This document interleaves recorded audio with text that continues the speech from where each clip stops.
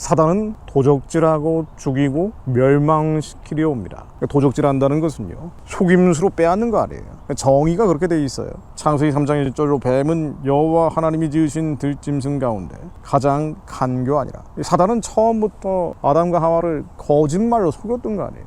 간교한 자가 미혹 기만시켜서 탈취를 한 겁니다. 도적질을 해서 그 영혼을 죽여버리고 멸망시키려고 하는 거고요. 바로 이 사단에 부림받는 자들도 거짓말을 합니다. 속이는 거예요. 진실을 얘기하지 않아요.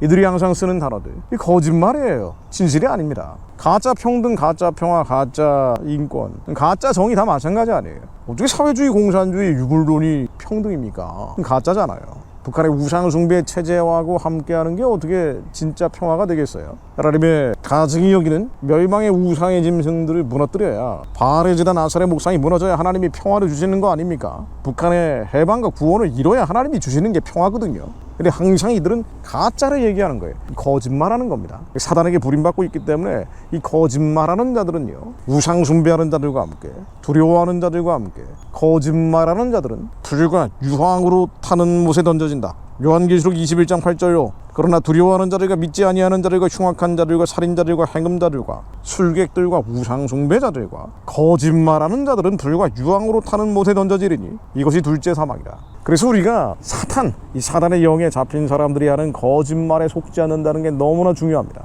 이들은 항상 우리의 지적인 영역에 혼란을 주는 거예요. 헷갈리게 만드는 거예요. 그래서 속입니다. 보수, 진보, 좌파, 우파라는 단어도 사단 혹은 사단의 영에 잡힌 사람들이 가장 많이 애용하는 거짓말이에요. 항상 정치적으로 사용이 되죠. 그러니까 기준이 없어요. 어떻게 이승만, 박정희, 전두환에 대해서 약간이라도 긍정적인 평가를 하면은 극우 세력이 되고 파시스트가 되냐 말이에요. 말이 안 되는 얘기 아닙니까? 공도 있고 과도 있다라는 정도가 아니라 다 과오들이다. 태어나지 말았어야 돼 대한민국이다라고 얘기를 해야 정상적인 사람인 것처럼 한국에서 평가받고 있는 것. 이게 거짓말이죠. 보수와 진보의 기준, 대표적인 거짓말입니다. 얼마 전에 유럽연합의 대통령이라 불리는 집행위원장으로 우르줄라가 연임한다는 보도가 나왔어요. 우르줄라 폰데어 라이엔. 이 사람이 독일 정치인 출신인데 메르켈의 오른팔 같은 사람이었죠. 메르켈 정부에서 장관을 여러 개를 하고 나중엔 여성 최초의 국방장관까지 연임을 하고요. 2022년, 2023년 모두 세계에서 가장 영향력 있는 여성 1등으로 나오는 사람입니다. 한국 사람들에게는 그다지 익숙한 이름이 아니지만 유럽 가면은 제일 유명한 사람이 바로 우르줄라거든요. 근데 이 양반이 보수다, 우파다라고 한국 언론에서는 보도를 해요. 이 사람이 어떻게 보수 우파인지 이유를 들어보면은 기독교 민주당 출신이고 또 유럽연합에서는 유럽 국민당 EPP라는 데 소속돼 있기 때문에 우파다라는 거예요.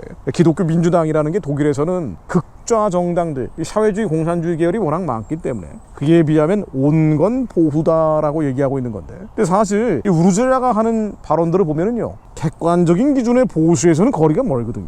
젠더에 대해서 적극적이고 페미니즘에 대해서 지지를 하고, 또 그러면 탄소 얘기 말이죠. 이게 지구 온난화가 되는 게 이건 자연적인 현상이냐, 온난화 됐다가 냉방화 됐다가 이제 왔다 갔다 하는 게 자연적인 현상이라는 건데, 아니면 인간의 이산화탄소 배출, 자동차 배기가스 같은 게 직접적인 원인이냐, 요거는요 계속 논쟁거리거든요. 근데 자신이 가지고 있는 철학에 따라서, 신념에 따라서 해석이 좀 달라지는 면들이 많습니다. 그런데 인간이 직접적인 원인이기 때문에 2050년은 완전한 탄소 중립 대륙으로 유럽을 만들겠다, 지구상에 있는 유일한 탄소 중립 대륙을 만들겠다고 한 사람이 바로 우르줄라예요. 그러니까 젠더 문제는 말이죠, 이 헝가리하고 폴란드에서 LGBT에 대해서 비판적인 정책들을 여러 건 냈거든요. 법안들을 여러 건 냈어요. 여기에 대해서 맹 비난을 했던 인물이 바로 우르줄라입니다.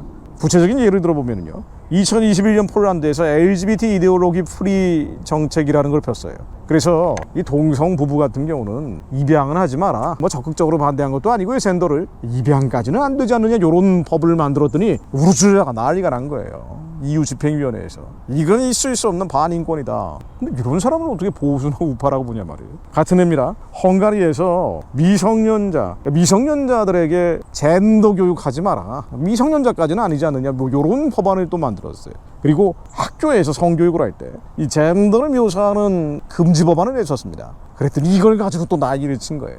근데 이런 주장하는 사람은 어떻게 보수나 우파라고 보냐 말이에요. 그러니까 이 세태는 말이죠, 이 성경에서 하지 말라는 것들을 하면은 그러면은 굉장히 합리적이고 균형 잡힌 사람으로 평가를 하고, 성경에 나와 있는 거 해서는 안 된다라고 얘기하면은 극우적이다, 파시스트적이다, 온갖 비난을 일삼는 게 지금 언어입니다. 이 사단이 사용하는 언어예요. 사단은 언어로 잡고 거짓말을 계속 해대는 거예요.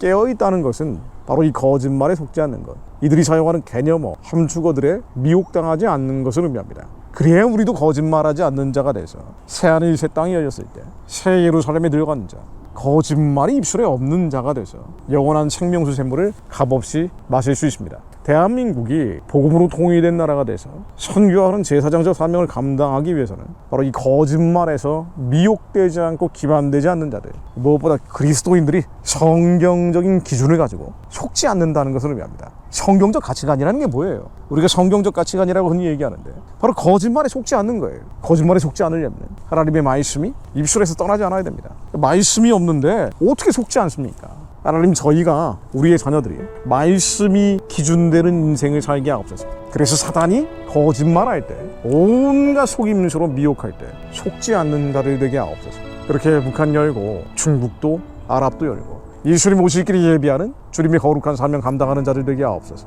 예수 그리스도 이름으로 기도드립니다. 아멘.